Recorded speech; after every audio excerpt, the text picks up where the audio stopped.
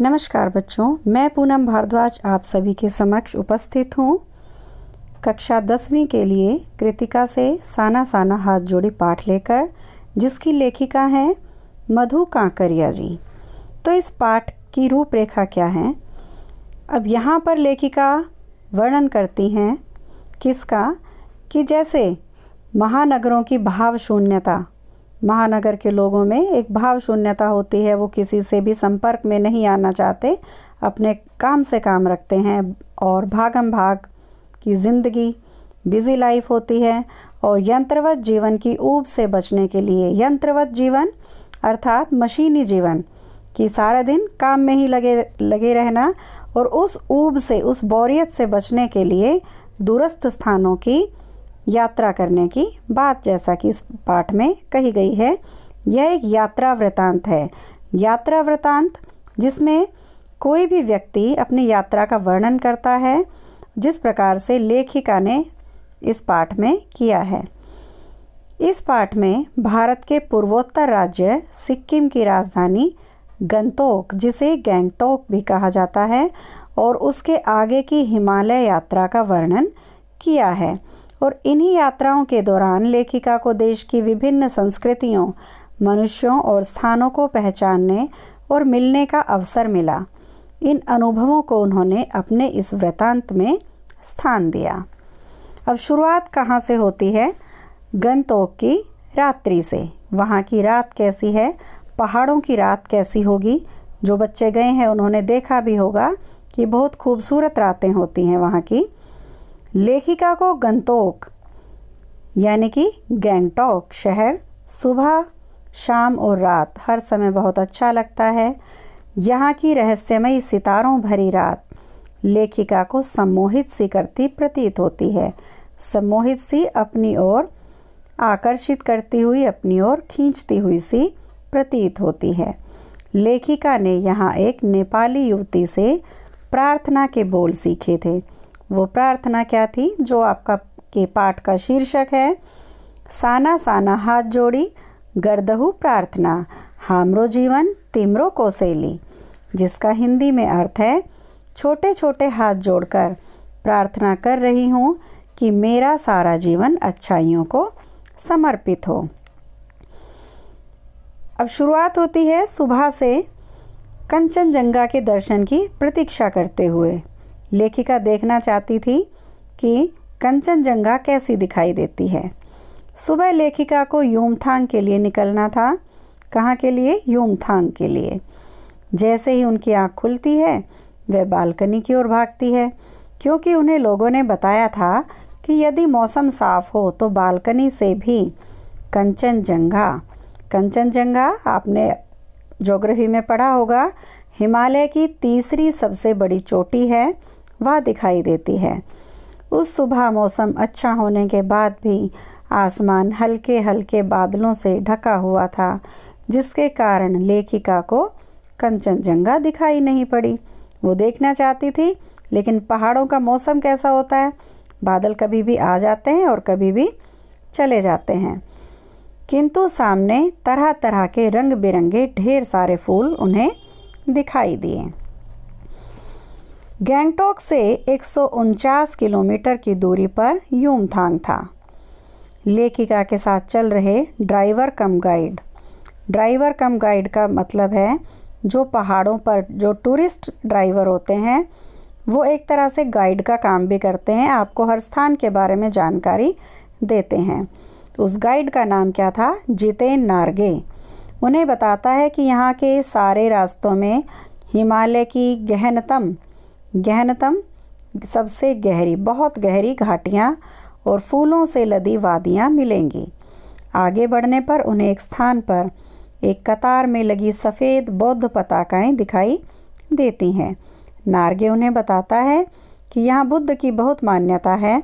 जब भी किसी बुद्धिस्ट जो बौद्ध धर्म के अनुयायी होते हैं, तो उनकी मृत्यु होती है उसकी आत्मा की शांति के लिए शहर से दूर किसी भी पवित्र स्थान पर 108 श्वेत पताकाएं, सफ़ेद, श्वेत का अर्थ सफ़ेद, पताकाएं जो छोटी छोटी झंडियाँ होती हैं वो फहरा दी जाती हैं और इन्हें उतारा नहीं जाता।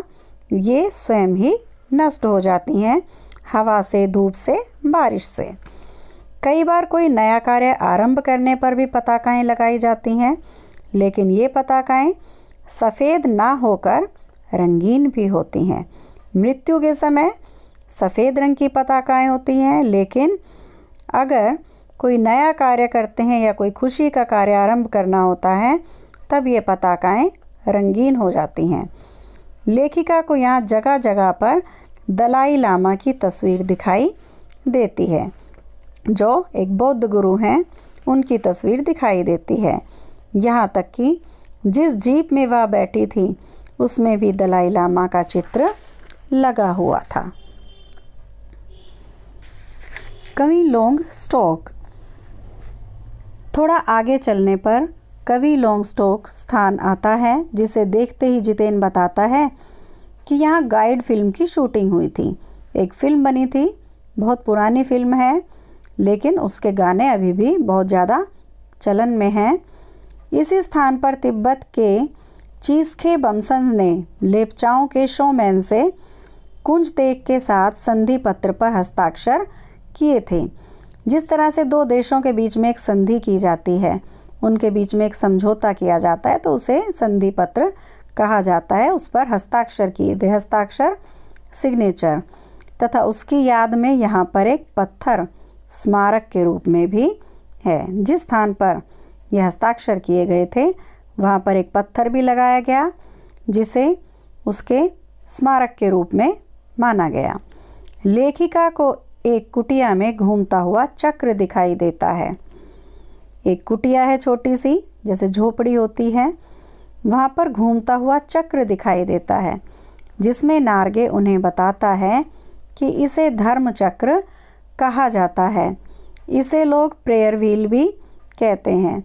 जैसा कि हर धर्म में अलग अलग प्रकार की आस्थाएं होती हैं, तो जैसा कि हम हिंदू लोग मानते हैं कि हरिद्वार जाते हैं, गंगा स्नान करने से क्या होता है, हम पवित्र हो जाते हैं। उसी प्रकार से बौद्ध धर्म के लोग क्या कहते हैं, एक प्रेयर व्हील होता है, उसे घुमाते हैं, तो उससे क्या है, उसे घुमाने से सारे पाप धुल जाते हैं। जैसे कि गंगा जल से सारे पाप धुल जाते हैं, उनकी मान्यता है कि इस प्रेयर व्हील को, धर्म चक्र को घुमाने से सारे पाप धुल जाते हैं।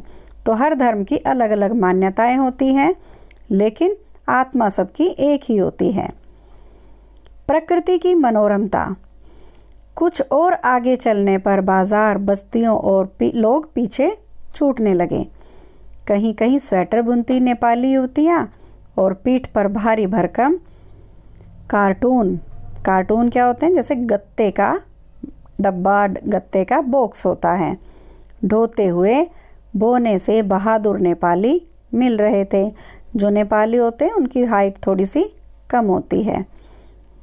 ऊपर से नीचे देखने पर मकान बहुत छोटे दिखाई दे रहे थे, जैसे ताश के घर हों ऐसे दिखाई देते थे। जिन्होंने पहाड़ों की यात्राएं की हैं वो बच्चे समझते होंगे कि पहाड़ों से दूर से अगर आप देखोगे तो घर बड़े छोटे छोटे दिखाई देते हैं। अब रास्ते वीरान सुनसान, कोई नहीं दिखाई दे रहा था। संकरे, छोटे रास्ते, और जलेबी की तरह, जैसे जलेबी घुमावदार होती है वैसे रास्ते थे। अब हिमालय विशालकाय होने लगा था, बड़ा होने लगा था। हिमालय बड़ा कैसे होने लगा था, क्योंकि हम हिमालय के नज़दीक पहुंच रहे थे। कहीं पर्वत शिखरों के बीच दूध की धार की तरह झरझर नीचे झरते हुए जलप्रपात दिखाई दे रहे थे। और अगर आप देखेंगे तो झरने कैसे दिखाई देते हैं, ऐसा लगता है कि सच में दूध की धार बह रही है, ऐसे झरने वहाँ पर दिखाई दे रहे थे। तो कहीं चांदी की तरह चमक मारती तिस्ता नदी, जैसे चांदी चमकती है वैसी तिस्ता नदी, जो सिलीगुड़ी से ही लगातार लेखिका के साथ चल रही थी। मतलब आगे तक तीस्ता नदी दिखाई दे रही थी। अब जीप 7 सिस्टर्स वाटरफॉल नामक स्थान पर रुकी, जहां एक विशाल और सुंदर झरना दिखाई दे रहा था, क्योंकि पहाड़ों के बीच में बड़े सुंदर सुंदर झरने भी दिखाई देते हैं जहाँ पर सैलानी रुकते हैं। सैलानी जो पर्यटक होते हैं, टूरिस्ट होते हैं, उन्हें सैलानी कहा जाता है। अब सैलानी अपना वहाँ पर आनंद ले रहे थे। कैसे?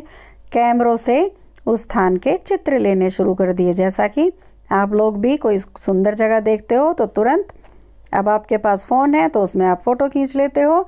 इसी प्रकार से पहले कैमरे होते थे, तो कैमरों से उन लोगों ने अपने चित्र लेने शुरू कर दिए, फ़ोटो लेनी शुरू कर दी। लेखिका यहाँ के प्राकृतिक सौंदर्य में इतना खो गई कि उनका दिल वहाँ से जाने को नहीं कर रहा था। उन्हें वहाँ पर बड़े आनंद की अनुभूति लग रही थी और वह वहाँ पर और भी रुकना चाहती थी। आगे चलने पर लेखिका को हिमालय की रंग बिरंगी चोटियाँ नए नए रूपों में दिखाई देती हैं, क्योंकि हर पल हिमालय बदलता दिखाई देता है, जो अचानक बादलों के छा जाने पर ढक जाती हैं। धीरे धीरे धुंध की चादर के छंट जाने पर उन्हें 2 विपरीत दिशाओं से आते छाया पहाड़ दिखाई देते हैं, क्योंकि पहाड़ी पहाड़ होते हैं वहाँ पर, एक पहाड़ के पीछे दूसरा, तो उसको आप छाया पहाड़ कह देते हैं, जो अब तक अपने श्रेष्ठतम रूप में, मतलब सबसे अच्छे रूप में उनके सामने था। इस स्थान को देखकर लेखिका को ऐसा लगता है मानो स्वर्ग यहीं पर है। वहाँ पर लिखा था थिंक ग्रीन, जो प्रकृति और पर्यावरण के प्रति सजग होने की बात कह रहा था। लेखिका वहाँ के प्राकृतिक सौंदर्य से इतना प्रभावित होती है, इतना इम्प्रेस होती है कि जीप के कुछ देर वहाँ रुकने पर वह थोड़ी दूर तक पैदल ही वहाँ के सौंदर्य को निहारने लगती है। उनकी यह मुग्धता पहाड़ी औरतों द्वारा पत्थरों को तोड़ने की आवाज़ से टूटती है, जब वो देखती है कि पहाड़ी औरतें पत्थर तोड़ रही हैं। लेखिका ने जब देखा कि पहाड़ी औरतें पत्थर तोड़ने का काम कर रही हैं, तो उन्हें देखकर बहुत दुख हुआ कि इतने सुंदर तथा प्राकृतिक स्थान पर भी लोगों को भूख, मौत और जीवित रहने की जंग करनी पड़ रही थी। अर्थात यह जंग उनकी चल रही थी। वहाँ पर बॉर्डर रोड ऑर्गेनाइजेशन के कर्मचारी ने बताया कि जिन सुंदर स्थानों का दर्शन करने वह जा रही हैं, यह सब इन्हीं पहाड़ी महिलाओं द्वारा बनाए जा रहे थे। क्योंकि पहाड़ों पर रास्ते किसने बनाए? मजदूर कौन थे? वहाँ के ही लोग थे, वहीं की महिलाएं और पुरुष थे। और इन पहाड़ों पर रास्ता बनाने का काम इतना खतरनाक है कि जरा सा भी ध्यान इधर उधर हुआ तो मौत निश्चित है। लेखिका को ध्यान आया कि एक स्थान पर सिक्किम सरकार का लगाया हुआ बोर्ड उन्होंने पढ़ा था, जिसमें लिखा था ever wondered who defied death to build these roads. इसका हिंदी में अनुवाद था, आप आश्चर्य करेंगे कि इन रास्तों को बनाने में लोगों ने मौत को झुठलाया है, अर्थात मौत का सामना किया है। वास्तव में कितना कम लेकर भी ये पहाड़ी स्त्रियां समाज को कितना अधिक वापस कर देती हैं। जब जीप और ऊंचाई पर पहुंची तो 7-8 वर्ष की उम्र के बहुत सारे बच्चे स्कूल से लौट रहे थे। जितेन नार्गे ने बताता है कि यहाँ तराई में ले देकर एक ही स्कूल है, जहाँ 3-3.5 किलोमीटर की पहाड़ी चढ़कर, कितने किलोमीटर की? 3-3.5 किलोमीटर की पहाड़ी वो चढ़ते हैं बच्चे और फिर इस स्कूल में पहुँचते हैं। पढ़ाई के अतिरिक्त ये बच्चे शाम के समय अपनी माँ के साथ मवेशियों को चराते हैं। जो पशु वो पालते हैं उन्हें चराते हैं, पानी भरते हैं और जंगल से लकड़ियों के भारी भारी गट्ठर धोते हैं। ल्यूमथांग पहुंचने के लिए लायुंग में जिस मकान में लेखिका व उनके सहयात्री ठहरे थे, वह तीस्ता नदी के किनारे लकड़ी का एक छोटा सा घर था।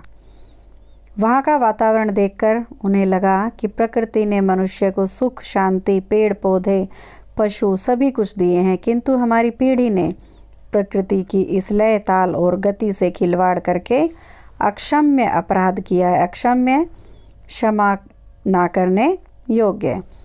लायोंग की सुबह बेहद शांत और सुरम्य थी, शांत थी और बड़ी सुंदर थी। वहाँ के अधिकतर लोगों की जीविका का साधन पहाड़ी आलू, धान की खेती और दारू का व्यापार है। लेखिका सुबह अकेले ही पहाड़ों की तरफ बर्फ़ देखने निकल जाती है, परंतु वहाँ जरा भी बर्फ़ नहीं थी। लायोंग में एक सिक्किमी नवयुवक ने उन्हें बताया कि प्रदूषण के चलते यहाँ बर्फ़बारी, जिसे आप स्नोफॉल कहते हैं, लगातार कम होती जा रही है, क्योंकि प्रदूषण का हर चीज़ पर असर होता है। बारिश पर भी होता है, बारिश नहीं आती, और बर्फ़ पड़ने पर भी होता है, बर्फ़ भी नहीं गिरती। और बर्फ़ गिरना भी बहुत ज़रूरी होता है हमारे जीवन को बचाने के लिए। बर्फ़बारी देखने के लिए लेखिका अपने सहयात्री के संग लायोंग से 500 फीट की ऊंचाई पर स्थित कटाओ नामक स्थान पर जाती है। इस स्थान को भारत का स्विट्ज़रलैंड कहा जाता है। क्या नाम है इस स्थान का? कटाओ। अब कटाओ जाने का रास्ता बड़ा ही कठिन था। सभी सैलानियों की सांसें रुकी जा रही थी, सब घबरा रहे थे। रास्ते धुंध वाले थे और फिसलन से भरे थे, और कड़े कड़े शब्दों में रास्ते में लिखा था, if you are married divorce speed, अर्थात दुर्घटना से देर भली, सावधानी से मौत टली। तो इसलिए ड्राइविंग किस प्रकार से हो? सावधानी के साथ हो। कटाओ पहुंचने के रास्ते में दूर से ही बर्फ़ से ढके पहाड़ दिखाई देने लगे थे। पहाड़ ऐसे लग रहे थे जैसे किसी ने उन पर पाउडर छिड़क दिया हो या साबुन के झाग चारों ओर फैला दिए गए हों। सभी यहाँ बर्फ़ पर कूदने लगे, क्योंकि हम मैदानों से जो लोग पहाड़ों पर जाते हैं तो बर्फ़ को देखकर बहुत ज़्यादा खुश हो जाते हैं और बर्फ़ पर कूदने लगे थे। लेखिका को लगा शायद ऐसी ही विभोर कर देने वाली दिव्यता के बीच हमारे ऋषि मुनियों ने वेदों की रचना की होगी, ऐसे सुंदर वातावरण के बीच में, और जीवन के गहन सत्यों को खोजा होगा। चारों वेद लिखे होंगे और साहित्य लिखा होगा और बहुत से अध्ययन उन्होंने किए होंगे। लेखिका की मित्र, जिसका नाम मणि था, वो भी एकाएक दार्शनिक हो गई। दार्शनिक, फिलोसफर जिसे कहा जाता है, की तरह कहने लगी, ये हिमशिखर जल स्तंभ हैं पूरे एशिया के। देखो प्रकृति भी किस नायाब ढंग से इंतज़ाम करती है। सर्दियों में बर्फ़ के रूप में जल संग्रह कर लेती है, और गर्मियों में पानी के लिए जब त्राही त्राही मचती है तो ये ही बर्फ़ शिलाएँ पिघल पिघल कर जल धाराएँ बन हमारे सूखे कंठों को तरावट पहुंचाती हैं। कितनी अद्भुत व्यवस्था है जल संचय की। तो प्रकृति ने हमारे लिए हर प्रकार की व्यवस्था की है। सर्दियों में जब बर्फ़ बनती है तो वो जल को संग्रह करती है, जल को इकट्ठा कर लेती है, और गर्मियों में जब हमें पानी की ज़रूरत होती है तो ये बर्फ़ शिलाएँ, बर्फ़ की जो पत्थर हैं, एक तरह से बर्फ़ की सिल्ली जिसे बोलते हैं, वो पिघल पिघल कर जल धारा बन जाती है और हमारे सूखे कंठों को तरावट पहुंचाती है। बच्चों, अब हम चलते हैं साना साना हाथ जोड़ी पाठ के अगले पड़ाव की ओर।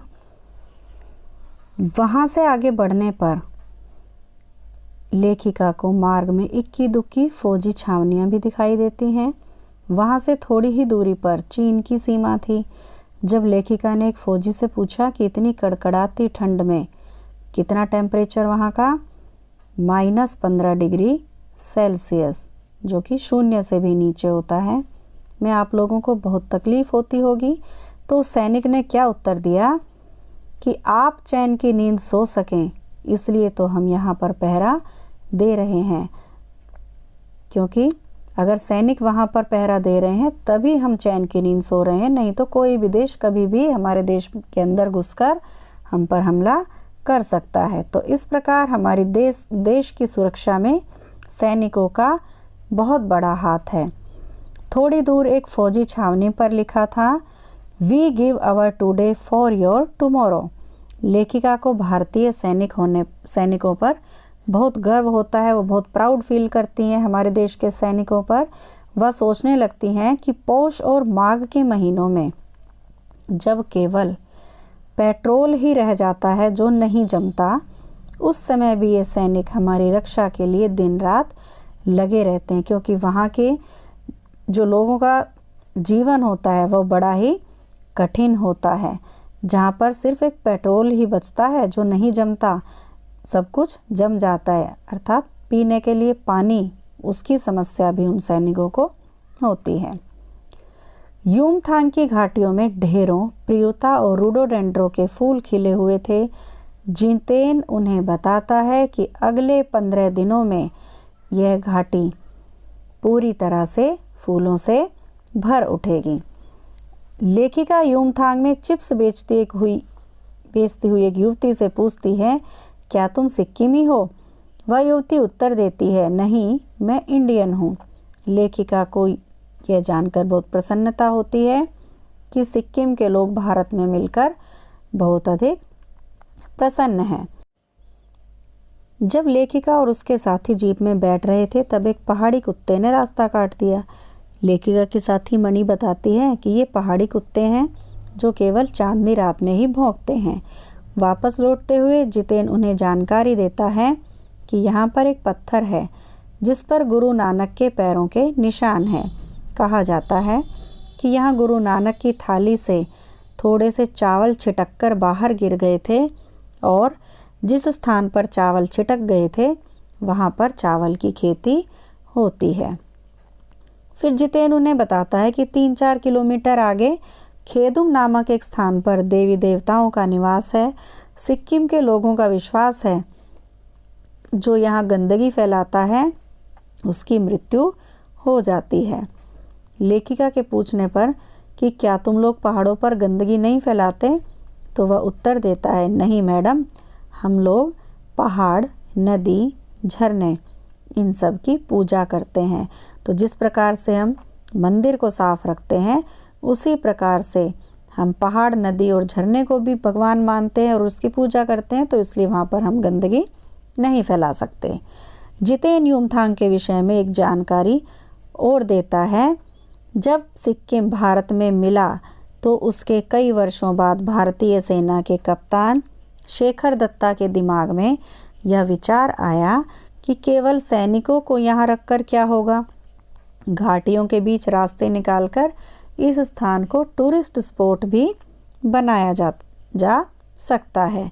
किसके दिमाग में आया? भारतीय सेना के कप्तान कैप्टन शेखर दत्ता। तो उन्होंने कहा कि खाली सैनिक रहकर क्या करेंगे, अगर हम इसे टूरिस्ट स्पॉट बना दें तो बहुत अच्छा काम हो सकता है। तो इसलिए ये रास्ते तरक्की भी कर रहे हैं, इन जगहों पर लोग पहुंच भी रहे हैं, आज भी यहाँ रास्ते बनाए जा रहे हैं। लेखिका सोचती है कि नए नए स्थानों की खोज अभी भी जारी है और शायद मनुष्य की कभी न समाप्त होने वाली खोज का नाम ही सौंदर्य है। वही सुंदरता है कि मनुष्य कभी यह ना सोचे कि उसकी खोज समाप्त हो गई है और वह हमेशा नए नए स्थानों की खोज करता रहे।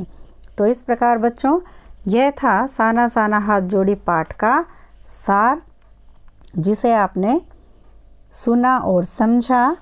तो इस वीडियो को आप ध्यानपूर्वक देखेंगे और सुनेंगे और समझेंगे ताकि आप इसके प्रश्नोत्तर आसानी से कर सकें।